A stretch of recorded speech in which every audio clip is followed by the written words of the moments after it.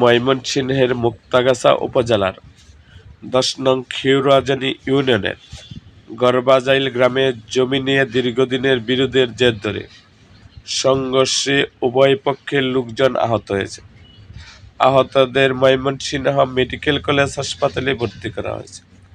গত ২৯ মে শুক্রবার দুপুর ২টার দিকে গড়বাজাইল গ্রামে এ ঘটনা ঘটে।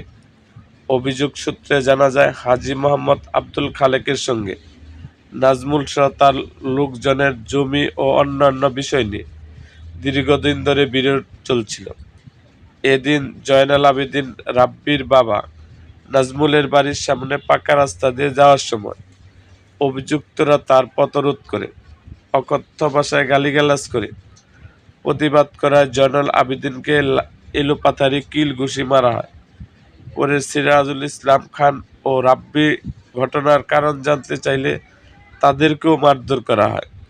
এক পর্যায়ে অভিযুক্ত নাজমুল তার হাতে থাকা দা দিয়ে জয়নাল আবেদিনের মাথায় সজোরে কোপ দেন।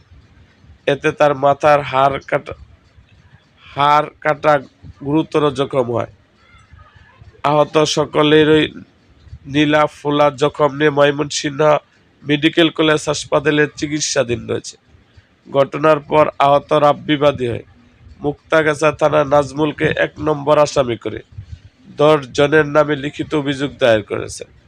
স্থানীয় সূত্রে জানা যায়, নাজমুল স্থানীয়ভাবে বিএনপির একজন পরিচিত নেতা।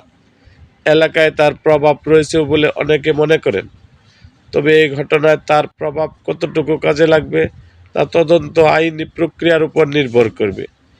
মুক্তাগাছা থানার অফিসার ইনচার্জ জানান, দুই পক্ষেরই অভিযোগ পেয়েছে, তদন্ত চলছে, প্রয়োজনীয় ব্যবস্থা নেওয়া হবে।